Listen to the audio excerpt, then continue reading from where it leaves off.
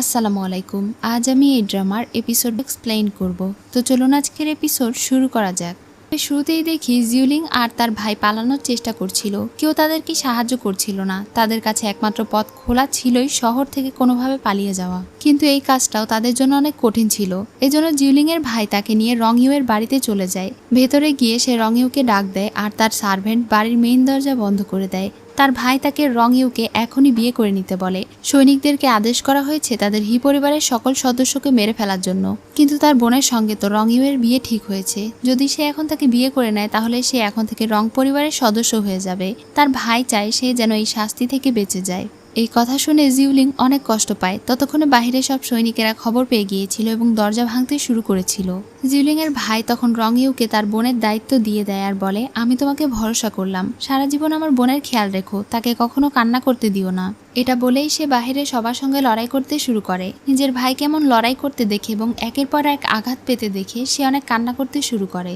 সে নিজের ভাইকে বাঁচানোর জন্য বাহিরে চলে যায়। রংইউ এর সাথী বাহিরে গিয়ে তাদেরকে কিছুক্ষণের জন্য আটকায়। জিউলিং এর ভাই তখন তার বোনকে বোঝায় যে সেই একমাত্র তাদের পরিবারের সদস্য আছে, তাকে অবশ্যই বেঁচে থাকতে হবে, নয়তো তাদের বংশ নির্বংশ হয়ে যাবে। সে তার বোনকে আদেশ করে এখনই তার সামনে বিয়ে করে নিতে। এটা বলে সে আবারও বাহিরে লড়াই করতে চলে যায়। জিউলিং এবার তার ভাইকে এবং সৃষ্টিকর্তাকে সাক্ষী রেখে রংইউকে স্বামী হিসেবে গ্রহণ করে। তারা দুজন একে অন্যকে বিয়ে করে ফেলে এবং প্রতিজ্ঞা করে। রংইউ তাকে অনুসরণ করে। এদিকে তারা বিয়ে করে নিচ্ছিল আর বাহিরে তার ভাইকে একের পর এক চাকু দিয়ে আঘাত করা হচ্ছিল। শেষ পর্যন্ত তার ভাই আর নিজের বোনকে রক্ষা করতে পারে না। সে তার শেষ নিঃশ্বাস পর্যন্ত লড়াই করে এবং ওখানেই মারা যায়। তার এত প্রিয় ভাইকে চোখের সামনে মারা যেতে দেখে সে অনেক বেশি কষ্ট পায়। তার আগের সেই সবগুলো স্মৃতি মনে পড়ছিল যখন জিউলিং এর ভাই সবসময় তাকে প্রোটেক্ট করত, তার বাবার মার খাওয়া থেকে বাঁচাতো। এখন সে একটা চিৎকার দিয়ে ওঠে আর ওখানেই জ্ঞান হারিয়ে পড়ে যায়। কিছুক্ষণের মধ্যে রংইউ এর আঙ্কেল পৌঁছে যায়। তারা জিউলিংকে ধরে নিয়ে যেতে এসেছিল। তখন সার্ভেন্ট তাদেরকে বলে এইমাত্র তাদের দুজনের বিয়ে হয়েছে, কার সাহস আছে জিউলিংকে নিয়ে যাওয়ার। এটা শুনে তারা সবাই নিরুপায় হয়ে দাঁড়িয়ে থাকে। পরদিন সকালে জেনারেল নিজে জিউলিংকে নিয়ে যাওয়ার জন্য এসেছিল, কিন্তু রংইউ কিছুতেই তাকে যেতে দেবে না। সে তাকে বারবার রিকোয়েস্ট করে বলছিল, আমরা দুজন বিয়ে করেছি, এখন সে আর হি পরিবারের সদস্য নেই, সে এখন আমার স্ত্রী। যদি তাকে নিয়ে যেতে চান তাহলে আমাকেও সাথে নিয়ে যেতে হবে। আর এই সব কথা শুনে আঙ্কেল জেনারেলকে বলে তাদের দুজনের এঙ্গেজমেন্ট 10 বছর আগেই ঠিক করা হয়েছিল। যদিও বিয়ে তাড়াহুড়া করে হয়েছে, কিন্তু এখন জিউলিং রং পরিবারের সদস্য। এটা শুনে জুনিয়র জেনারেলের আর কিছুই করার থাকে না, তিনি সেখানে থেকে চলে যান। এরপরে রংইউ জিউলিং এর কাছে যায় আর তার পাশে গিয়ে শুয়ে পড়ে। সে বলতে থাকে, তুমি চিন্তা করো না, সবকিছু ঠিক হয়ে যাবে। জিউলিং তখনও জ্ঞান হারিয়ে পড়েছিল। রাত হয়ে যায়, তবুও সে তার হাত ধরে তার পাশে শুয়ে থাকে। কারাগারে থাকা মিস্টার হিয়ের কাছে জুনিয়র জেনারেল তার ছেলের ক্ষতবিক্ষত এবং রক্তাক্ত জামা ছুঁড়ে দেয় আর বলে সে কিভাবে মারা গিয়েছে। নিজের ছেলের রক্তাক্ত পোশাক দেখে তিনি আর নিজেকে সামলাতে পারেন না। তিনি এক কোণায় মাথা গুজে কান্না করতে শুরু করে। পাশের কারাগারে থাকা বড় এবং মেজ রাজপুত্র মনে করে তাদের ছোট ভাই বোন হয়তো পালাতে সক্ষম হয়েছে, এজন্য তারা খুশি ছিল। আজ সেই দিন চলে এসেছিল যেই দিন শহরের সব জনগণের সামনে হি পরিবারকে মৃত্যুদণ্ড দেওয়া হবে। সেখানে সব মানুষেরা একত্র হয়। তাদের সামনে শিকল পরিয়ে হি পরিবারের 5 জন সদস্যকে হাজির করা হয়। বিচারক হিসেবে জেনারেল ছিল। এখানে বলে রাখি, রাজা মারা গিয়েছেন আর ক্রাউন প্রিন্স এখন অনেক ছোট, এ কারণে রাজ্যের সব কাজকর্ম জেনারেল সামলাচ্ছেন। চারিদিকে তুষার পড়ছিল। এদিকে অনেক বেলা হয়ে যাওয়ার পরেও জিউলিং এর ঘুম ভাঙছিল না। কিছুক্ষণ পরেই সে জেগে ওঠে আর বলে এখন কয়টা বাজে। যখন সে জানতে পারে তার পরিবারকে শাস্তি দেওয়ার সময় হয়ে গিয়েছে, তখন সে তাদের সঙ্গে করে বাহিরে রওনা দেয়। এদিকে তারা 5 জন এখন শুধু মৃত্যুর জন্য অপেক্ষা করছিল। বড় ভাবির গর্ভের সন্তান আর পৃথিবীর আলো দেখতে পেল না। তারা সবাই আকাশের দিকে তাকিয়ে সৃষ্টিকর্তার কাছে ক্ষমা চেয়ে নেয়। এরপরে একে একে তাদের সবার মাথা কেটে ফেলা হয়। এই দৃশ্য দেখে উপস্থিত সবাই ভীষণ ভয় পেয়ে যায়।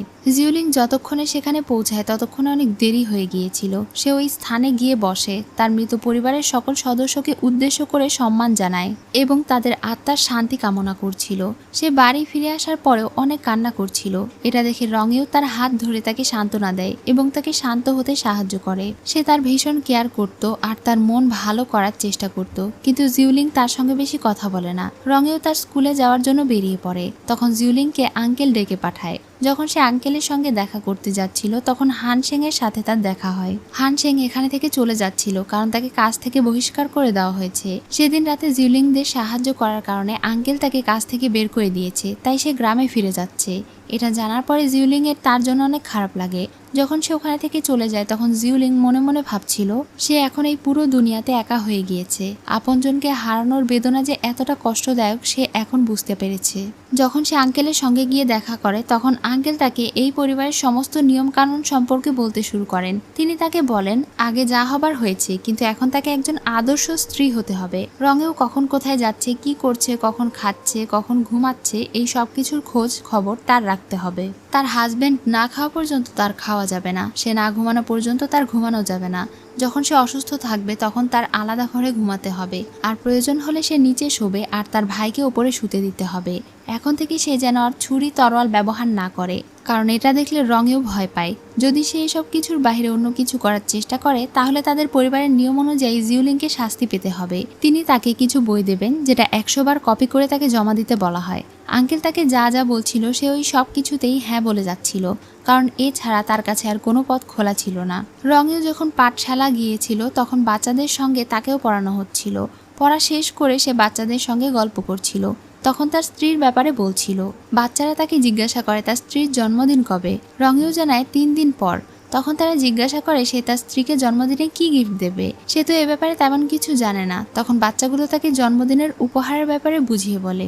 বাড়ি ফেরার সময় তারা দুইজন এই বিষয়ে আলোচনা করছিল যে জিউলিংকে জন্মদিনে কি গিফট দেওয়া যায় আর তার জন্মদিন কিভাবে স্পেশাল বানানো যায়। পথে আসার সময় তাদের গাড়ির সঙ্গে একটা দোকান ধাক্কা লেগে উল্টে যায়। তখন একটা কমলা রঙের বিড়াল গাড়ির ভেতরে ঢুকে যায়।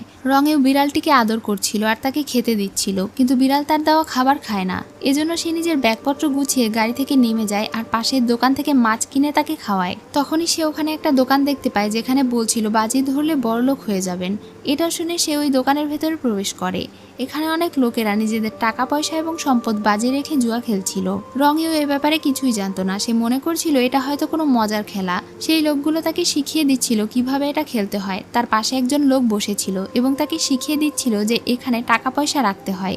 তখন সে ব্যাগ থেকে একটা স্বর্ণমুদ্রা বের করে রাখে এবং তারা দুজন মিলে বাজি ধরে, তখন হেরে যায়। তারা একের পর এক বাজি হেরে যাচ্ছিল, কিন্তু রঙেও নিশ্চিন্তে সেখানে বিড়াল নিয়ে বসেছিল। একে একে তার এবং ওই লোকের সব টাকা হেরে যায়। শেষে আর কোনো কিছু না পেয়ে লোকটা তার কাছে থাকা ড্রাগন জেড বাজি লাগিয়ে দেয়, কিন্তু এটা জিউলিং এর ছিল জন্য সে এটা দিতে চাইছিল না। তবে যেহেতু সে বাজি ধরে ফেলেছে তাই সেখানে থাকা লোকটা এটা ফেরত দিতে চায় না। এটা ফেরত নিতে হলে তাকে প্রথমে বাজি জিততে হবে। তখন সে নিজের চোখ বন্ধ করে আর দেখে নেয় এরপরে কত নম্বর ঘরে গুটি পড়বে। এটা দেখে সে পাশে থাকা লোকটির হাতে সংখ্যা লিখে দেয়। তখন তারা বাজি ধরে। এবার তারা বাজি জিতে যায় আর জেড ফেরত পায়। জাম্পিং রঙিউকে কোথাও খুঁজে না পেয়ে জিউলিং এর কাছে যায়, কিন্তু সে জিউলিং এর সঙ্গেও ছিল না। তখন তারা দুজন একসঙ্গে তাকে খুঁজতে বের হয়। এদিকে তারা একের পর এক বাজি ধরছিল আর রঙিউ সেই লোকটাকে বলছিল কত পড়বে। সেই সংখ্যা অনুযায়ী তারা প্রত্যেকটা ঘরে বাজি ধরছিল আর জিতে যাচ্ছিল। তাদের ব্যাগ স্বর্ণ, রূপা এবং টাকায় ভরে যায়। সবকিছু তারা জিতে যায়। এখন সেই দোকানের মালিক লাস্ট বার তাদের সবাইকে বাজি ধরতে বলে, কিন্তু রঙিও এবার বাজি ধরতে চায় না, কারণ সে জানে দোকানদার এবার চিটিং করছে। এই বিষয়টা সবার সামনে ধরা পড়ে যাওয়ার পরে একদমই হইহুল্লোড় শুরু হয়ে যায় আর রঙিও তার ব্যাগ সহ বিড়াল নিয়ে সেখানে থেকে বেরিয়ে পড়ে। পথে কিছু লোক তার পিছু করছিল, যদিও সে এটা খেয়াল করে না। সে শুধু তার ব্যাগের ভেতরে বিড়াল ঠিক আছে কিনা এটা চেক করছিল। তখন সে টাকার নোট দেখে বুঝতে পারে না যে এগুলো কি। সে আবারও সামনে এগোতে শুরু করে আর সেই লোকগুলো তার পিছু করতে শুরু করে। রঙেও তার হাতে থাকা টাকাগুলোর নোট সেখানে রেখে দেয় আর চলে যায়, কারণ এগুলোর মূল্য তার কাছে কিছুই না। যদিও লোকগুলো তাকে মারতে যাচ্ছিল, কিন্তু ঠিক সেই সময় তাদের দিকে টাকার নোটগুলো উড়ে আসায় তারা টাকা ধরতে ব্যস্ত হয়ে পড়ে আর নিজেদের মধ্যেই মারামারি লেগে যায়। এদিকে রঙেও ভয়ে সেখানে থেকে দৌড় দেয়। তখনই তার সঙ্গে জিউলিং এর দেখা হয়। জিউলিং তাকে ঘোড়ায় তুলে নেয় এবং শক্ত করে ধরতে বলে। এরপরে তারা সেখানে থেকে বাড়ি ফিরে যায়। সে তো ঘোড়া থেকে নামতেই চাইছিল না। তখন জিউলিং তাকে ধমক দিলে সে তাকে ছেড়ে দেয়। জাম্পিং তার ব্যাগ দেখিয়ে তাকে জিজ্ঞাসা করে এর ভেতরে এতগুলো সোনা রূপা কেন, আর ওই কমলা রঙের বিড়ালটা কোথায় থেকে এনেছো। তখন রঙেও তাকে ইশারা করে দেখিয়ে দেয় যে সে এভাবে খেলে এই সব কিছু জিতেছে। তখনই জিউলিং তাকে বলে আজ সে পাশের ঘরে শোবে। এটা শুনে রঙিওর মন খারাপ হয়ে যায়। সে ভাবছিল জিউলিং এর জন্মদিনে তাকে একটা সারপ্রাইজ দিয়ে তার মন ভালো করে দেবে। এজন্য কি করা যায় তা তারা প্ল্যান করছিল।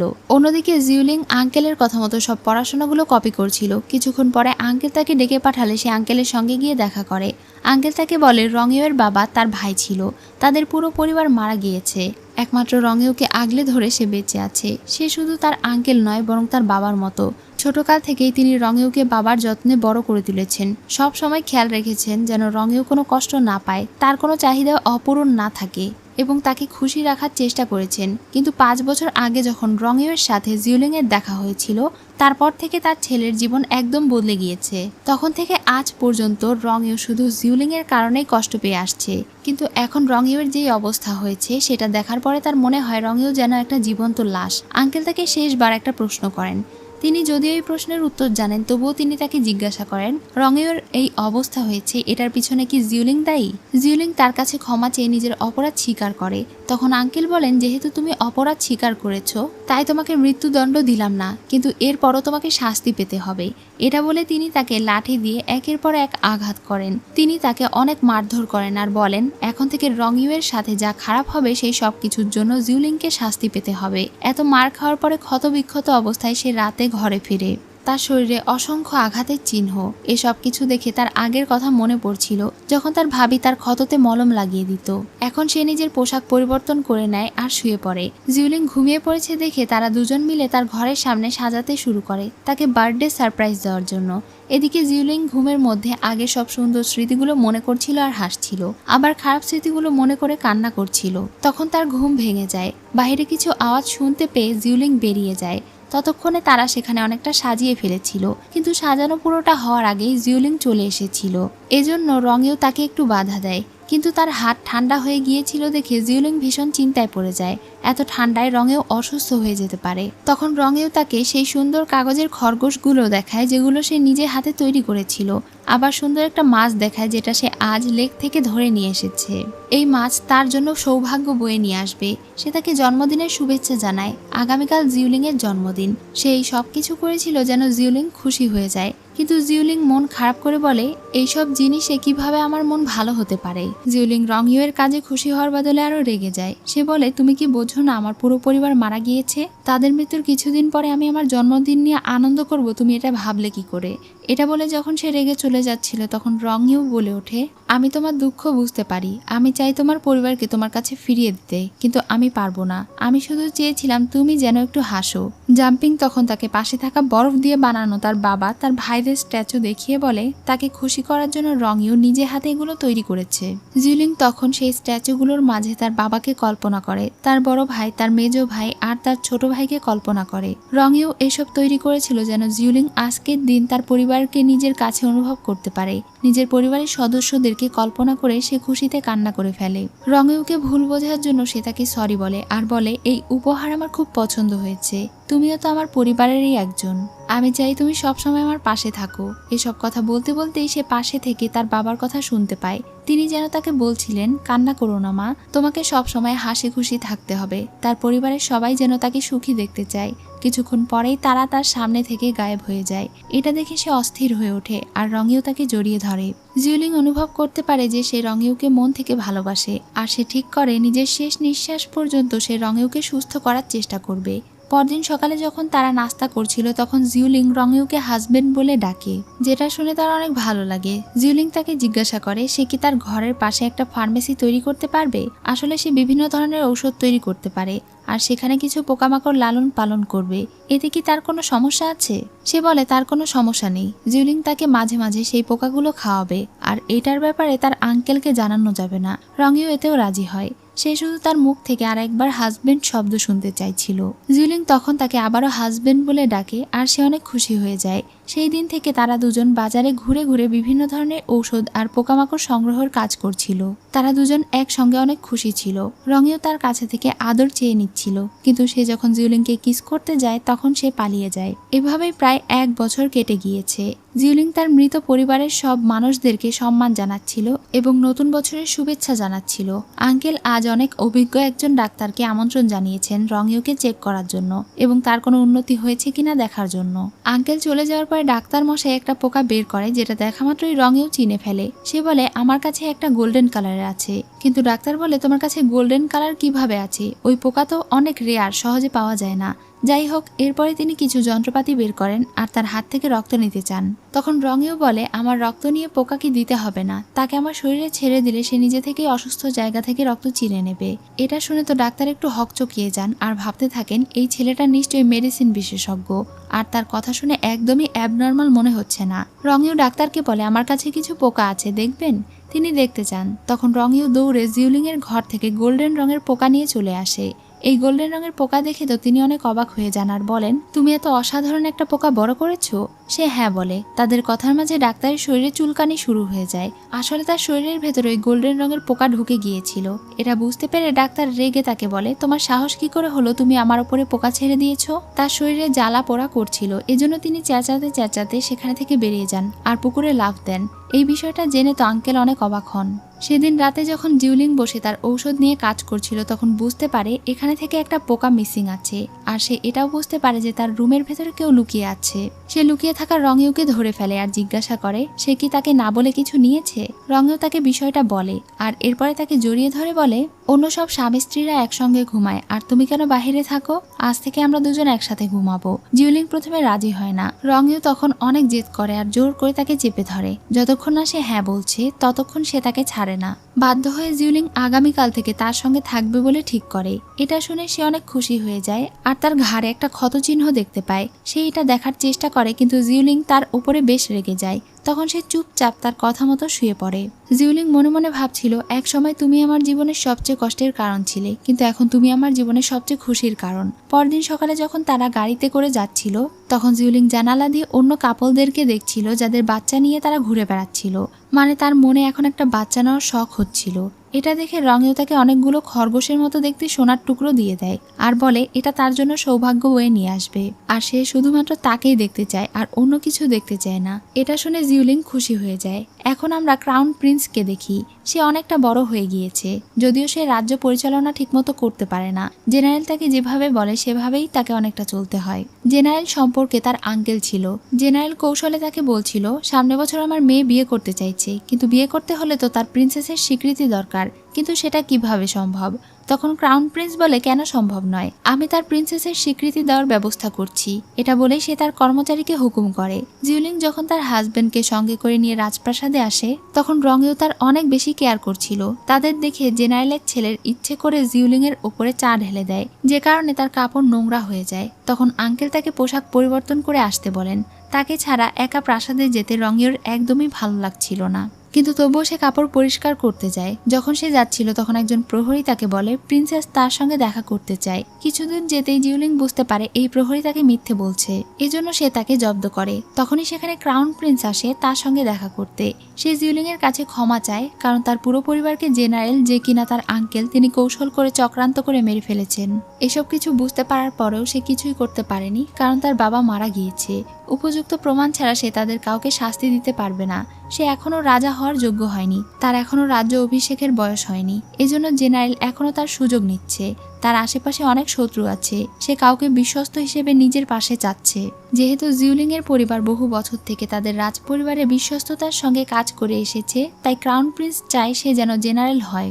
জিউলিং একটু আপত্তি করছিল, কারণ সে আর এখন আগের জীবন চায় না, সে এখন সাধারণ জীবনযাপন করতে চায়। তাই ক্রাউন প্রিন্স তাকে বলে, আমি জানি তুমি সাধারণ মেয়েদের মতো হতে চাও, কিন্তু এর পরেও যদি তুমি চাও তাহলে আমি তোমাকে মহিলা জেনারেল করতে পারি, তবে তোমার কথা কেউ জানবে না। তোমার সঙ্গে আমার এই সব বিশ্বস্ত লোকেরা কাজ করবে, তুমি থাকবে সবার আড়ালে। আড়ালে থেকে তুমি সব শত্রুদেরকে বের করবে এবং তোমার বাবার খুনিদেরকে চিহ্নিত করে প্রমাণ জোগাড় করবে।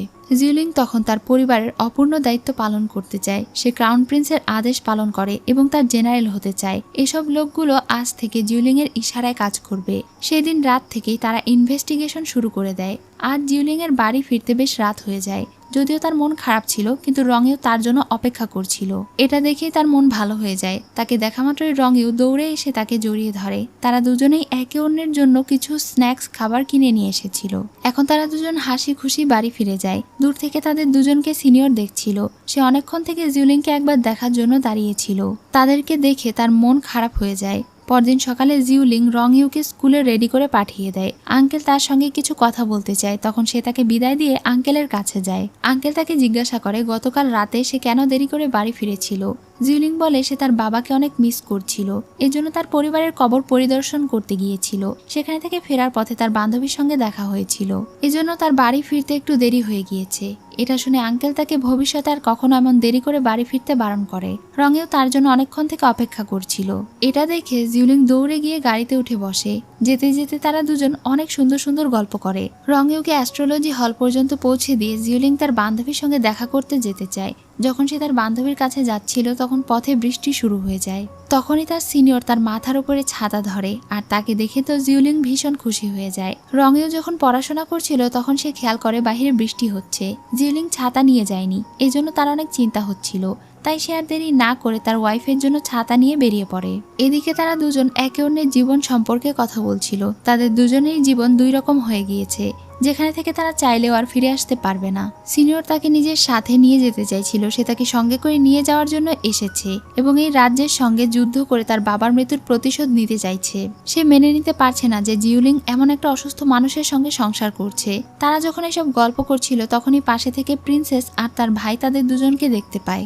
জিউলিং কার সঙ্গে কথা বলছে এটা চেক করার জন্য প্রিন্সেস তার কাছে যায় আর সিনিয়রকে দেখার চেষ্টা করে, কিন্তু জিউলিং তাদেরকে দেখতে দিচ্ছিল না। ঠিক সেই সময় গাড়ি নিয়ে রঙেও চলে আসে আর জিউলিংকে ছাতা দিয়ে বলে বৃষ্টি হচ্ছে।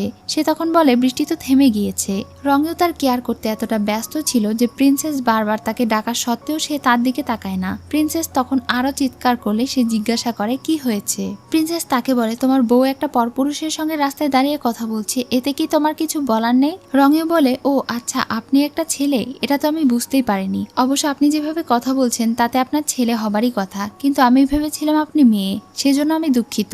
এটা শুনে তো সে অনেক রেগে যায় আর তাকে গাধা বলে। যখন সে বারবার তাকে গাধা আর অ্যাবনর্মাল বলছিল তখন তো জিউলিং রেগে তার গলা চেপে ধরে। তার সঙ্গে তর্কে না পেরে তারা দুই ভাই বোন সেখানে থেকে কেটে পড়ে। পাশে ছেলেটাকে দেখে রঙেও জিজ্ঞাসা করে এটা কে। জিউলিং বলে এটা তার সিনিয়র, তারা দুজন একসঙ্গে পড়ালেখা করেছিল। জিউলিং তাকে আবারও অ্যাস্ট্রোলজি হলে ফিরে গিয়ে লেখাপড়া করতে বলে, কিন্তু সে কোথাও যেতে চায় না।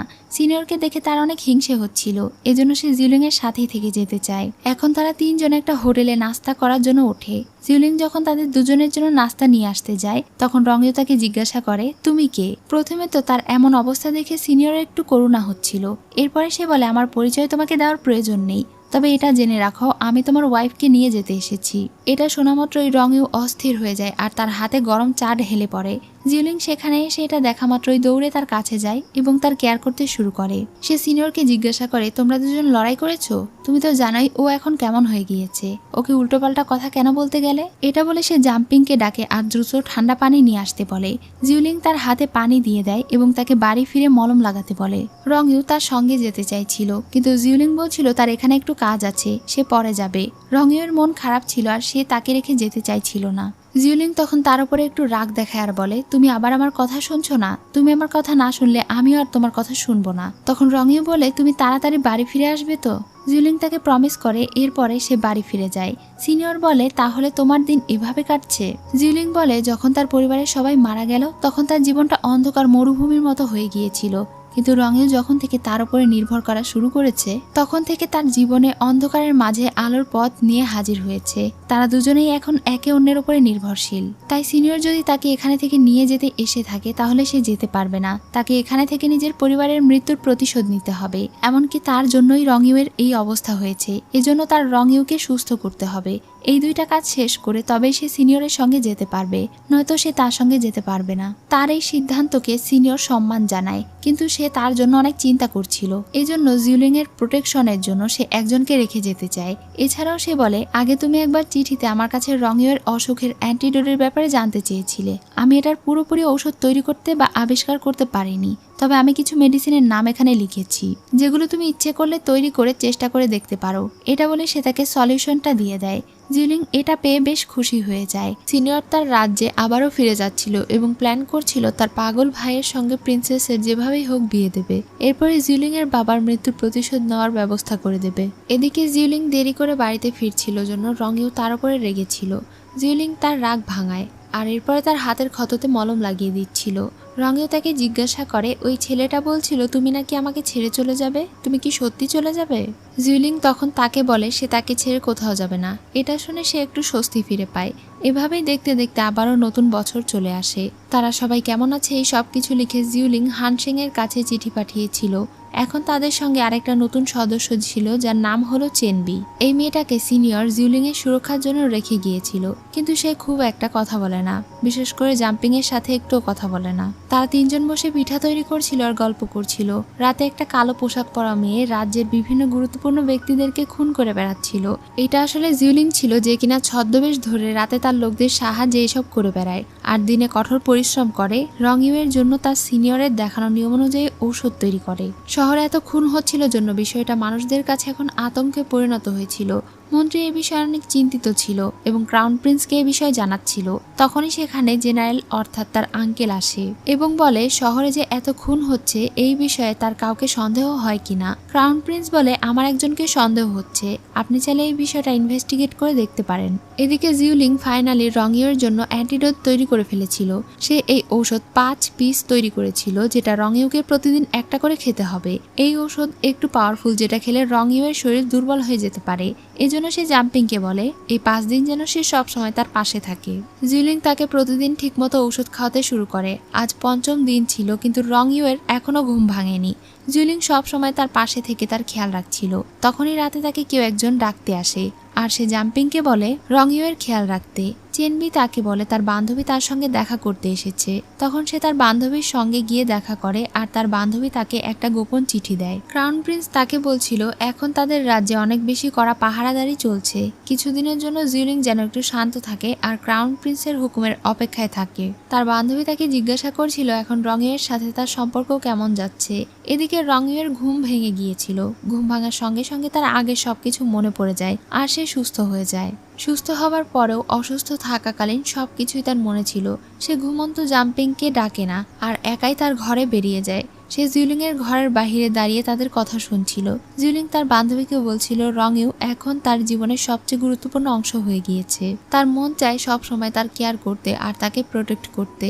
রংইউ তার প্রাণ বাঁচিয়েছে, সে জানে না তার ঋণ সে কিভাবে শোধ করবে। এসব কিছু শুনে তার বান্ধবী তাকে বলে তুমি তাকে ভালোবেসে ফেলেছো তাই না? জিউলিং তখন বলে আরে না, কিন্তু আসলে সে তাকে সত্যিই ভালোবাসে। সে মুখে না বললেও তার চোখ দেখেই বোঝা যাচ্ছিল। তাদের এসব কথা শুনে রংইউ বাহিরে থেকে হাসছিল। জিউলিং যখন বাহিরে আসে তখন রংইউকে দেখে মনে করে সে হয়তো ঠিক হয়ে গিয়েছে। এজন্য সে অনেক খুশি হয়ে যায় আর তার কাছে গিয়ে বলে মিস্টার রংইউ, অনেকদিন পরে তোমার সঙ্গে দেখা। রংইউ কিছুক্ষণ তার দিকে অবাক হয়ে তাকিয়ে থাকে আর এরপরে আবারও অ্যাবনর্মালের মতো তার সঙ্গে কথা বলতে শুরু করে। সে যে এখনো ঠিক হয়নি এটা দেখে জিউলিং কান্না করতে শুরু করে আর তাকে জড়িয়ে ধরে বলতে থাকে 5 বছর হয়ে গেল আমি চেষ্টা করে যাচ্ছি, কিন্তু তুমি এখনো কেন ঠিক হচ্ছ না? এই ওষুধ কেন কাজ করলো না? আমি জানি না এরপরে তোমাকে কিভাবে ঠিক করব। তার কান্না দেখে রংইউ বলে আমি যদি ঠিক না হই তাহলে কি তুমি আমাকে পছন্দ করবে না? জিউলিং বলে তুমি যেমনই হও না কেন তুমি সবসময় আমার কাছে বেস্ট থাকবে। সে বলে তাহলে তুমি কান্না কেন করছো? তাহলে তুমি কান্না থামাও। জিউলিং তখন তাকে খুশি করার জন্য কান্না থামায় আর বলে চলো আমরা দুজন একসঙ্গে বসে তারা দেখি। এখন তারা দুজন উঁচু একটা জায়গায় বসে তারা দেখছিল। যখন তারা আকাশের দিকে তাকিয়েছিল তখনই হঠাৎ একটা তারা খসে পড়ে।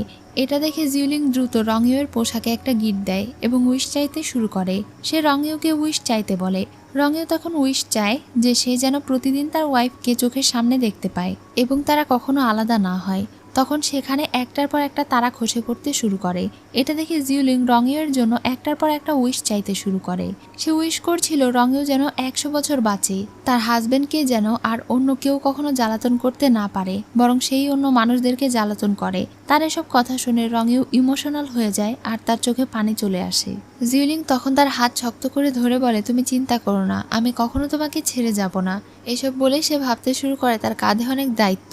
সে যেমন সংসার সামলাচ্ছে তেমনি তাকে সেনাপতির দায়িত্ব পালন করতে হচ্ছে। সে জানে না কতদিন সে রংইউকে এভাবে প্রোটেক্ট করতে পারবে। যদি সে কখনো মারা যায় তাহলে রংইউকে কে প্রোটেক্ট করবে? এসব কিছু ভাবছিল আর কান্না করছিল। তার কষ্ট দেখে রংইউও কান্না করছিল। তখন জিউলিং নিজের চোখের পানি মুছে তাকে বলে আচ্ছা আমরা কি একটা বাচ্চা নিতে পারি? এবার রাতে যখন তারা ঘুমিয়েছিল তখন জিউলিং বারবার রংইউয়ের কাছাকাছি যাওয়ার চেষ্টা করছিল, কিন্তু রংইউ তার হাত সরিয়ে দিচ্ছিল। এমনকি তাকে চাদর দিয়ে এমনভাবে কভার করে দিচ্ছিল যেন সে তার কাছাকাছি আসতে না পারে। পরদিন সকালে জাম্পিং যখন রঙের কাছে আসে তখন বুঝতে পারে যে সে সুস্থ হয়ে গিয়েছে। রঙেও তাকে কাছে ডেকে কানে কানে কিছু একটা বলে। সম্ভবত সে তাকে বলছিল যে সে সুস্থ হয়ে গিয়েছে, এটা যেন আর কেউ জানতে না পারে। সেদিন রাতে জিউলিং আবারও তার কাছাকাছি যাওয়ার চেষ্টা করছিল, কিন্তু সে শুধু তার কাছে থেকে দূরত্ব বজায় রেখে চলছিল। এসব ব্যাপার নিয়ে জিউলিং এর মন মোটেও ভালো ছিল না। সেদিন রাতে আবারও সে রঙের কাছে যায় আর তাকে একটা বই দিয়ে বলে, এই বইটা দেখো। এটা একটা অ্যাডাল্ট বই ছিল, যেটা দেখে রঙেও হতবাক হয়ে যায় আর ভয়ে চা খেতে শুরু করে। জিউলিং তখন তাকে বেশি চিন্তা করতে বারণ করে। সে বলে, চলো আমরা একটা বাচ্চা নেই। তুমি কি চাও না আমাদের ফুটফুটে সুন্দর একটা বাচ্চা হোক? এটার মাধ্যমে আমি তোমার পাশে সারা জীবনের মতো থাকার প্রমিস দিতে পারি। কিন্তু রঙেও এই বিষয়ে কথা বলতে চাইছিল না, তার শরীর একটু খারাপ করছিল, তাই সে ওখানে থেকে উঠে নিজের রুমে চলে যায়। জিউলিং তার পিছু করছিল, কিন্তু সে রুমের দরজা বন্ধ করে দেয় আর তাকে চলে যেতে বলে। সে ধীরে ধীরে বলছিল, আমি চাই না তুমি আমার সঙ্গে এভাবে জড়াও। আমি চাই তুমি তোমার ভালোবাসার মানুষের সঙ্গে সংসার করো এবং তার কাছে থেকে বাচ্চা নাও। কিন্তু এসব কিছু জিউলিং শুনতে পায় না। তার শরীরের মধ্যে অস্বস্তি শুরু হয়েছিল আর সে ওখানে টেবিলের উপরে ঘুমিয়ে পড়েছিল। পরদিন সকালে যখন সে ঘুম থেকে ওঠে তখন জিউলিং তার পাশে ঘুমিয়েছিল। তাদের দুজনের পোশাক পাশে রাখা দেখে রঙেও বেশ অবাক হয়, কিন্তু গত রাতের ব্যাপারে তার কোনো কিছুই মনে ছিল না। জিউলিং এর যখন ঘুম ভাঙে তখন সে রঙের কপালে একটা কিস করে অনেক লজ্জা পাচ্ছিল আর বলছিল, গত রাতে যা হয়েছে আমার ভুল ছিল, সেগুলো নিয়ে আর কথা না বলি। রঙে তখন তাকে বলে তার বান্ধবী তার সঙ্গে দেখা করতে এসেছে। এটা শুনে যখন সে তার বান্ধবীর সঙ্গে দেখা করতে যায় তখন তার বান্ধবী তাকে আরও একটা চিরকুট দেয়। ক্রাউন প্রিন্স তাকে বলেছিল কমান্ডারের সিল চুরি করে নিয়ে আসতে। এটা দেখে সে তার বান্ধবীর সঙ্গে কোনো একটা জায়গায় চলে যায়। সে যাওয়ার পরে রঙেও তার পুরো ঘর তন্ন তন্ন করে খুঁজছিল আর দেখার চেষ্টা করছিল যে জিউলিং আসলে কি করার চেষ্টা করছে। খুঁজতে খুঁজতে সে একটা বাক্সের ভেতরে কালো রঙের কাপড় দেখতে পায়, যেটা দেখে সে বুঝতে পেরে যায় শহরে আজকাল যেই অশান্তি চলছে সেগুলোর মূলে আসলে কে আছে। জিউলিং একটা ফার্মেসিতে গিয়েছিল এবং সেই লোককে এক ধরনের ঔষধের ব্যাপারে জিজ্ঞাসা করছিল। লোকটা তাকে জানায় এই ঔষধ সহজে খুঁজে পাওয়া যায় না আর এই ঔষধ শুধুমাত্র দূরের একটা পাহাড়ে পাওয়া যায়, তাও আবার বৃষ্টি হবার পরে এই ফুল ফোটে। এসব কিছু জানার পরে জিউলিং রঙের সাথে দেখা করার জন্য অ্যাস্ট্রোলজি হলের বাহিরে অপেক্ষা করছিল। রঙেও এলে সে তার জন্য নিয়ে আসা একটা প্রজাপতি উপহার দেয়। এটা নেওয়ার সময় যখন তার হাত টাচ লাগে তখন রঙেও দেখতে পায় কিছুক্ষণের মধ্যে জিউলিং এর মাথার উপরে এই বোর্ড খসে পড়বে। এটা দেখে সে সঙ্গে সঙ্গে জিউলিংকে টেনে পাশে নিয়ে আসে আর সেই বোর্ড নিচে পড়ে যায়, তবে সে বেঁচে যায়। এটা দেখে তো তারা সবাই অনেক অবাক হয়ে যায়। কোনো কারণ ছাড়াই এত বড় একটা বোর্ড নিচে পড়েছে দেখে অ্যাস্ট্রোলজি হলের সব বাকি সদস্যরাও ভীষণ অবাক হচ্ছিল। বাড়ি ফিরে রঙেও তার আঙ্কেলকে জানায় আজকে কোনো কারণবশতই অ্যাস্ট্রোলজি হলের বোর্ড খসে পড়েছে। একটুর জন্য বোর্ড জিউলিং এর ওপরে পড়তো। এটা জানার পরে আঙ্কেল দৌড়ে তাদের কাছে যায় এবং এই বিষয়টা তিনি দেখবেন বলে ঠিক করেন। আর আগামীকাল তারা একটা অনুষ্ঠানে যাবেন যেখানে তিনি তাদের দুজনকেও যেতে বলেন। পরদিন সকালে আঙ্কেলের কথা মতো তারা দুইজন সেখানে পৌঁছে যায়। দূর থেকে তাদের দুজনকে জেনারেলের ছেলে দেখছিল। তাদের দুজনকে এত হাসি খুশি দেখে তার গা যেন জ্বলে যাচ্ছিল। পরদিন সেখানে রাজ্যের সব গুরুত্বপূর্ণ লোকেরা হাজির হয়, কারণ এখানে আজকে লড়াই প্রতিযোগিতা অনুষ্ঠিত হবে আর ক্রাউন প্রিন্স সবার সামনে তাদেরকে পুরস্কৃত করবে। কিছুক্ষণ পরে প্রতিযোগিতা শুরু করা হয়। রঙেও আগের মতো বাদাম ছুলে জিউলিংকে খেতে দিচ্ছিল। এটা দেখে সে বলছিল, আমার মনে হয় তুমি একটু পরিবর্তন হয়েছো।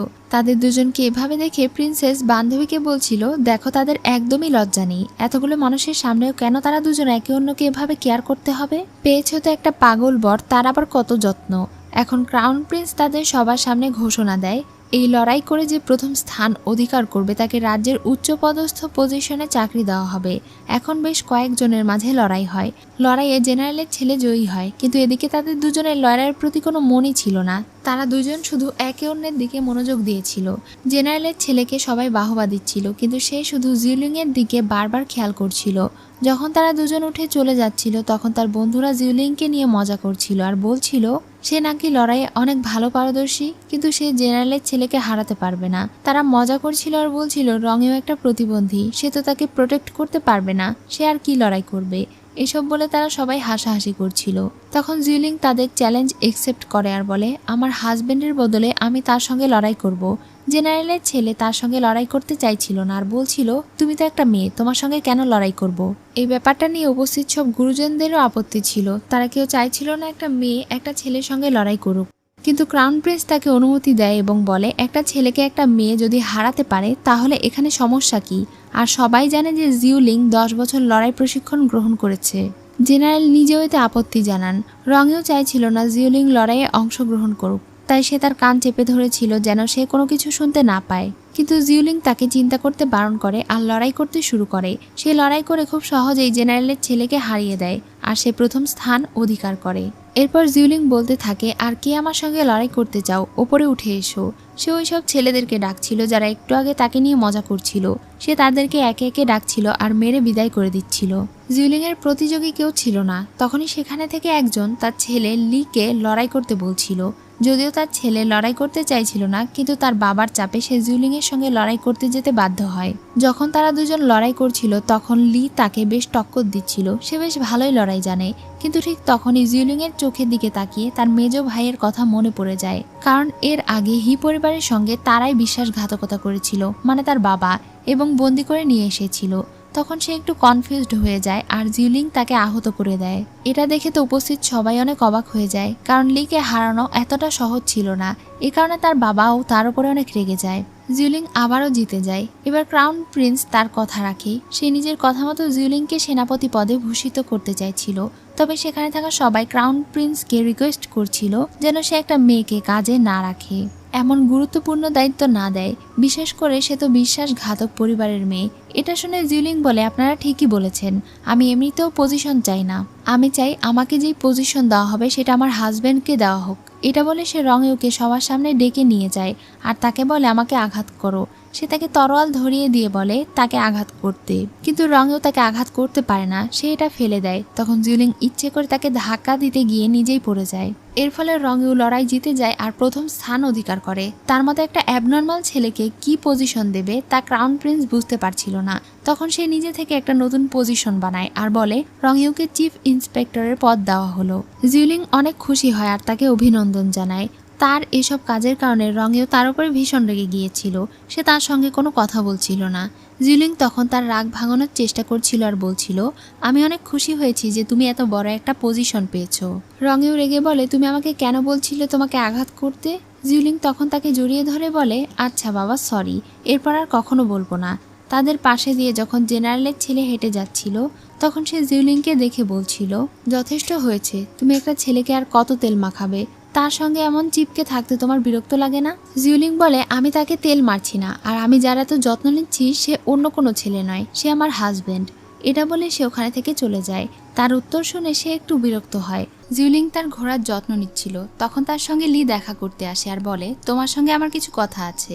রঙেও যখন বাহিরে যায় তখন দেখতে পায় সেখানে জিউলিং নেই। এটা দেখে তো সে অনেক টেনশনে পড়ে যায় আর তাকে খুঁজতে শুরু করে। এদিকে মিস্টার লি জিউলিংকে বলছিল, আমি জানি শহরে যেসব খুন হচ্ছে সেই সব খুন তুমি করেছো, কারণ তাদের সবাইকে ছুরি দিয়ে আঘাত করা হয়েছে, যেই ছুরি তুমি সব সময় ব্যবহার করো। এটা শুনে জিউলিং তার গলায় ছুরি ধরে আর তাকে মারতে চায়। সে বলে সে তাকে সাহায্য করতে চায়, কিন্তু জিউলিং তার কথায় বিশ্বাস করছিল না, কারণ সে তার শত্রুর ছেলে। এমনকি তার বাবা ভাইয়ের মৃত্যুর পেছনে তারও হাত রয়েছে।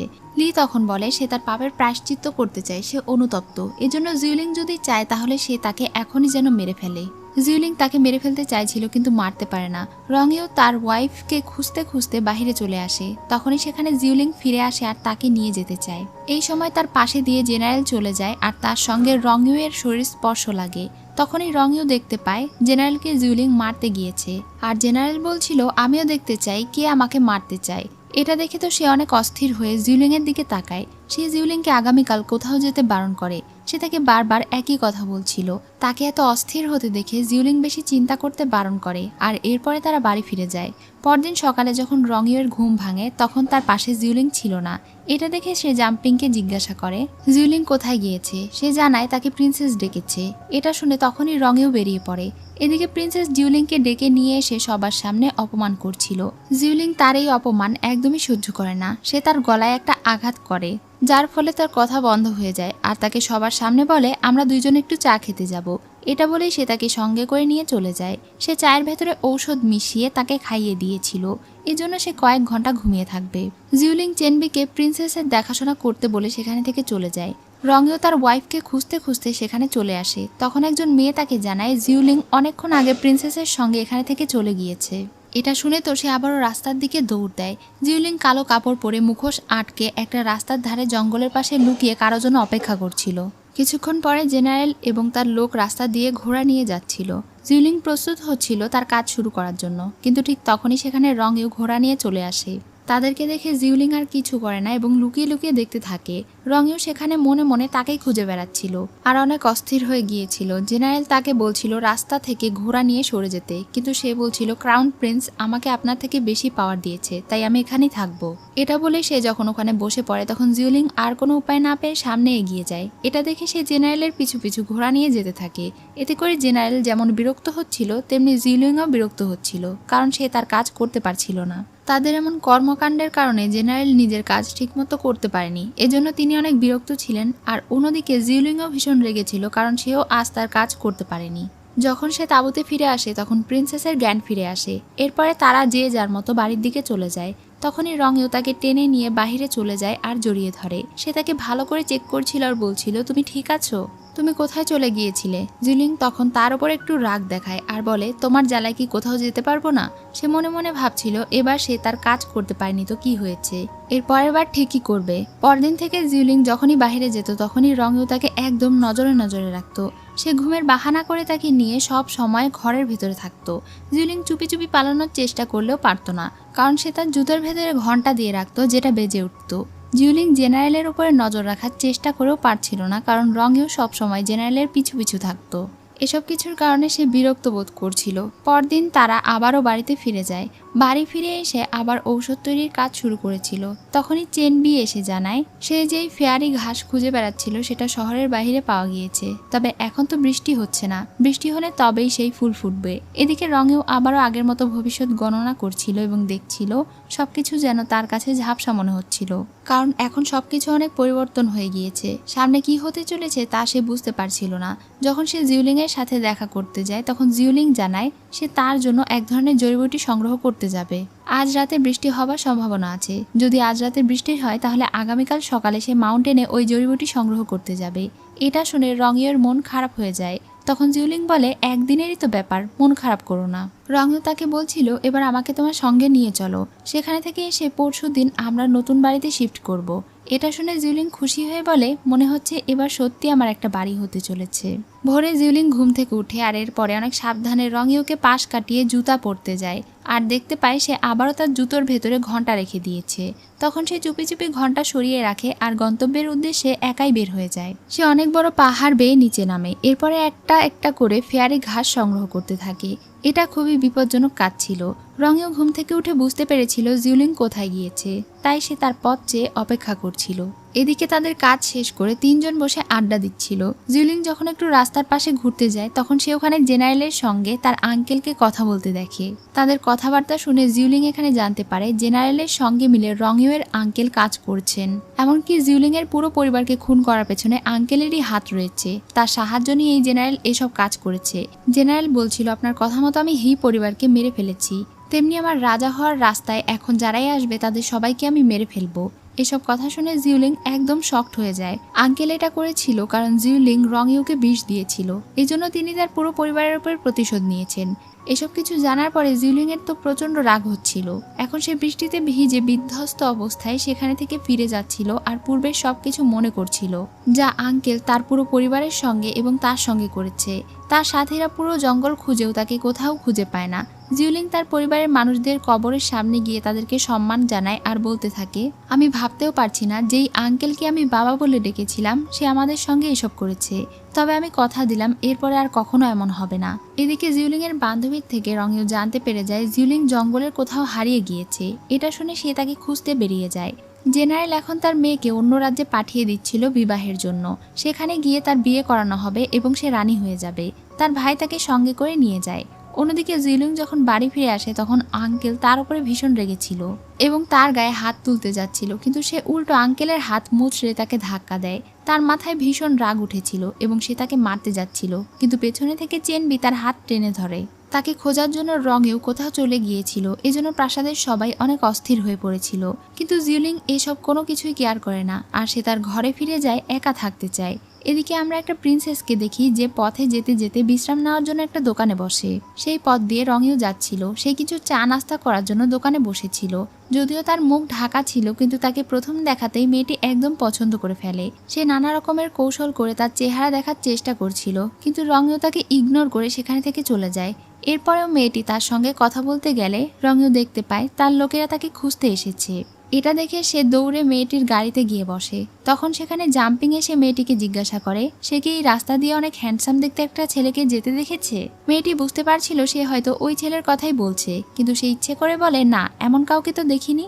এটা শুনে জাম্পিং সামনে এগিয়ে যায়। তখন মেয়েটি গাড়ির ভেতরে উঠে বসে আর আবারও রঙিউকে এটা ওটা বলে তার চেহারা দেখার চেষ্টা করছিল। সে তাকে বলে আমি কাউকে বলবো না যে তুমি এখানে লুকিয়ে আছো। এটা শুনে সে তাকে ধন্যবাদ জানায় আর কিছু টাকা দিয়ে দেয় যেন তাকে সামনে মাউন্টেনে পৌঁছে দেওয়া হয়। মেয়েটি তাকে জিজ্ঞাসা করে সে কোথায় যাচ্ছে। তখন সে বলে আমি আমার ওয়াইফকে খুঁজতে এখানে এসেছি।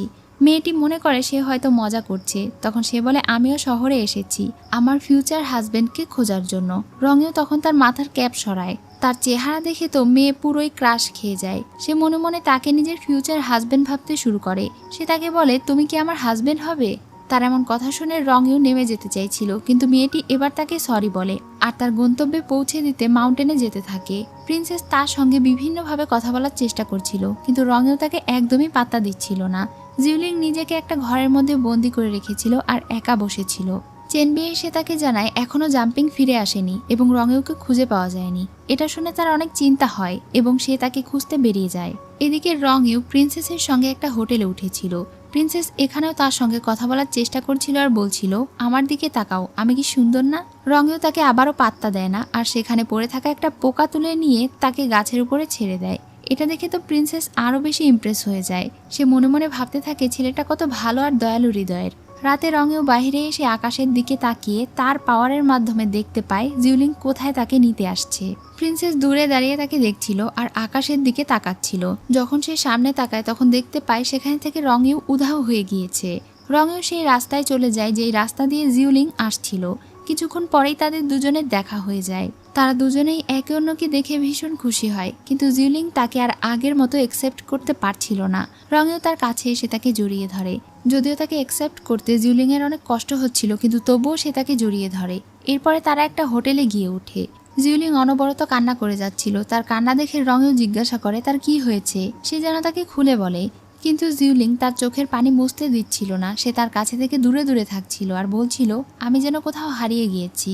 আমি কি করব কিছু বুঝতে পারছি না। আমার সবকিছু যেন এলোমেলো হয়ে গিয়েছে আর আমি নিজেকে হারিয়ে ফেলছি।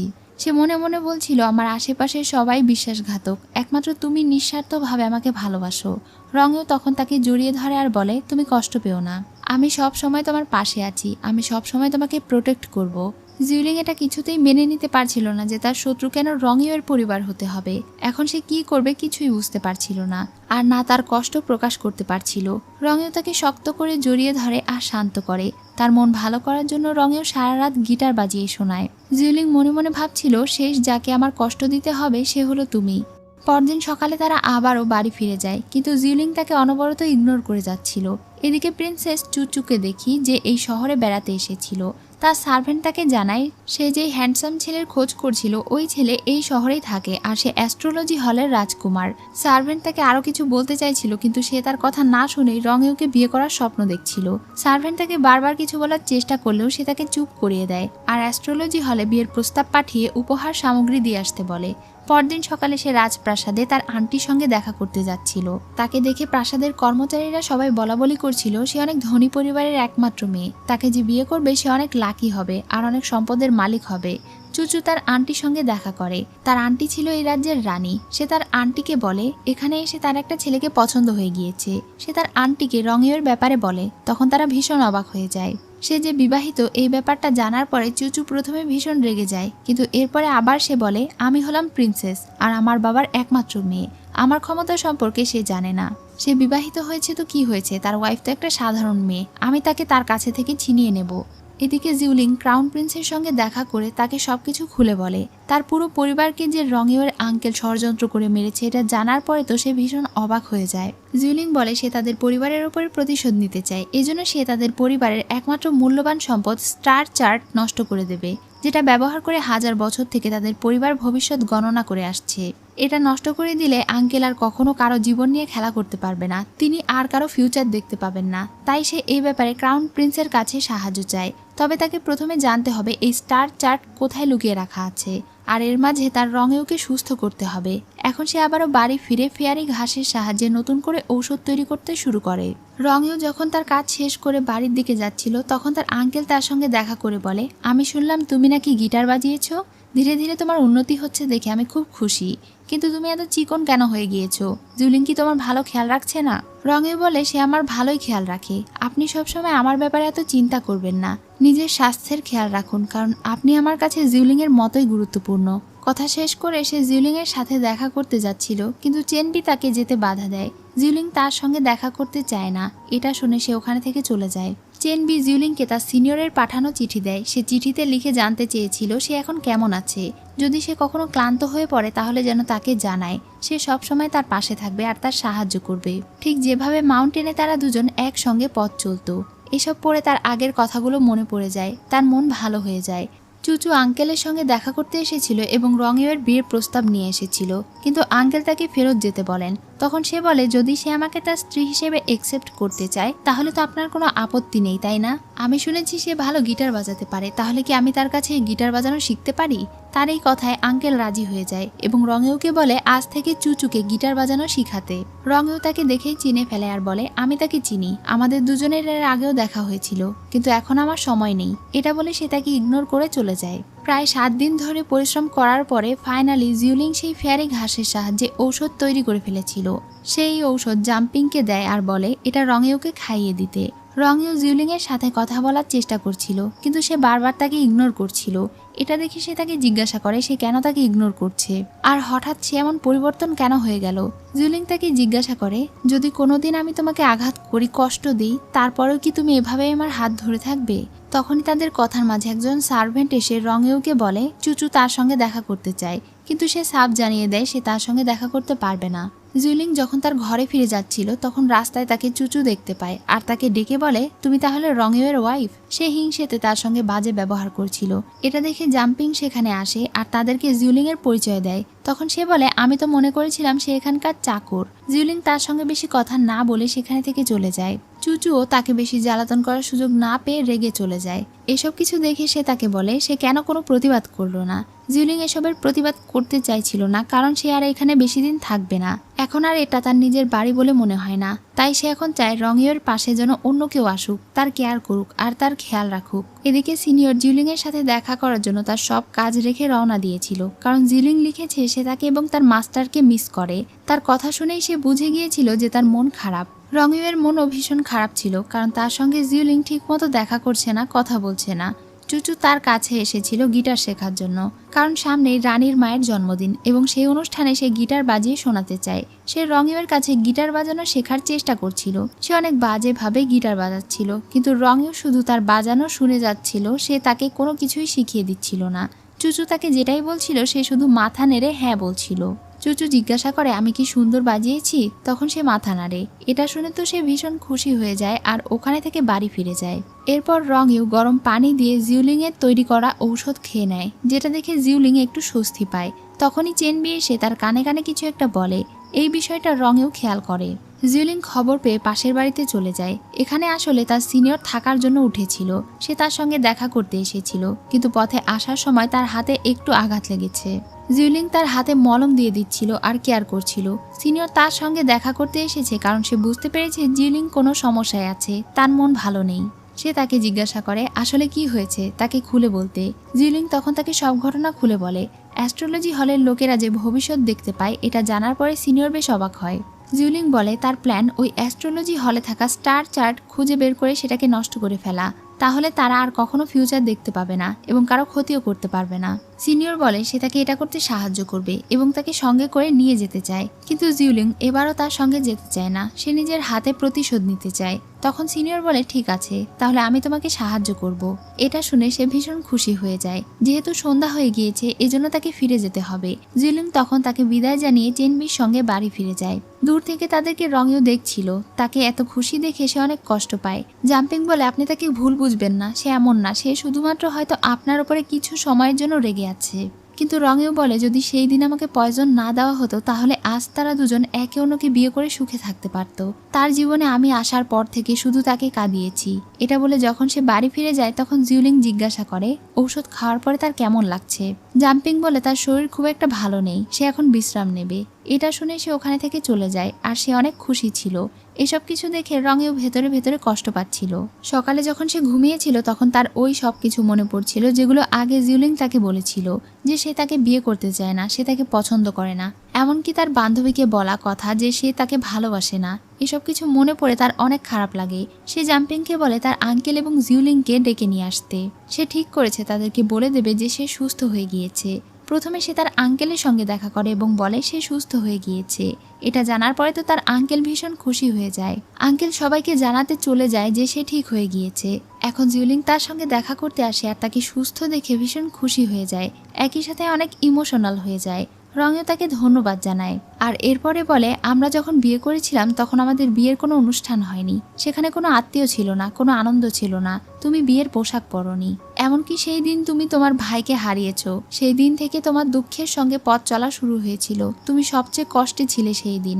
আমাদের বিয়েটা সবচেয়ে বেশি কষ্টদায়ক ছিল তোমার জন্য, তাই আমার মনে হয় এটা কোনো সঠিক বিয়ের মধ্যে পড়ে না। তাই আমি ঠিক করেছি রানীমায়ের জন্মদিনের অনুষ্ঠানের পরে চলো আমরা দুজন একে অন্যকে ডিভোর্স দেই। তার এসব কথা শুনে জিউলিং ভীষণ কষ্ট পায়। তারা দুজন এই ব্যাপারটার কারণে ভীষণ কষ্ট পাচ্ছিল আর কান্না করছিল। জিউলিং যদিও অনেক কষ্ট পাচ্ছিল তবুও সে তাকে বলছিল ঠিক আছে। তার এমন কাজের জন্য জাম্পিং ভীষণ রেগেছিল। সে বারবার রঙেওকে বোঝানোর চেষ্টা করছিল যে সে জিউলিং আর তার সিনিয়রের ব্যাপারে যা ভাবছে তা নয়। জিউলিং এতদিন ধরে তার খেয়াল রেখেছে, তার যত্ন নিয়েছে, তাকে সুস্থ করেছে। এটা কি ভালোবাসা নয়? কিন্তু রঙেও তার কোনো কথাই শোনে না। আঙ্কেল যখন রঙের এই সিদ্ধান্তের ব্যাপারে জানতে পারে তখন তিনি ঠিক করেন চুচুর পাঠানো বিয়ের প্রস্তাব তিনি গ্রহণ করবেন। তাই তিনি তাদের সঙ্গে আত্মীয়তার সম্পর্ক করতে তাদের বাড়িতে উপহার সামগ্রী পাঠানোর ব্যবস্থা করেন। এদিকে জিউলিং আবারও সিনিয়রের সঙ্গে গিয়ে দেখা করেন। তার মন ভীষণ খারাপ ছিল কারণ রঙেও তাকে ডিভোর্স দিতে চেয়েছে। এটা জেনে সিনিয়র খুশি হয় আর বলে এই ব্যাপারটা তো ভালো, তোমার জন্য এখন এই বিষয়টা সহজ হলো তাকে ছেড়ে যেতে। এখন তুমি সহজেই তাদেরকে ধ্বংস করে এখানে থেকে আমার সঙ্গে পালিয়ে যেতে পারবে, তোমাকে বাধা দেওয়ার কেউ থাকবে না। কিন্তু সে ভীষণ কান্না করে আর বলে সে রঙেওকে অনেক ভালোবাসে, তাকে ছেড়ে যেতে তার ভীষণ কষ্ট হবে। এটা শুনে সিনিয়র অনেক অবাক হয় আর বলে তুমি তার মতো একটা অ্যাবনর্মাল ছেলেকে কিভাবে ভালোবেসে ফেললে। জিউলিং বলে সে পুরো পৃথিবীর কাছে অ্যাবনর্মাল ছিল, কিন্তু সে তার কাছে শুধু রঙেও ছিল, যাকে দেখলেই তার মন শীতল হয়ে যেত, যাকে প্রোটেক্ট করতে তার ভালো লাগতো, যাকে খাইয়ে দিতে তার ভালো লাগতো, যার সেবা যত্ন করে সে আনন্দ পেত।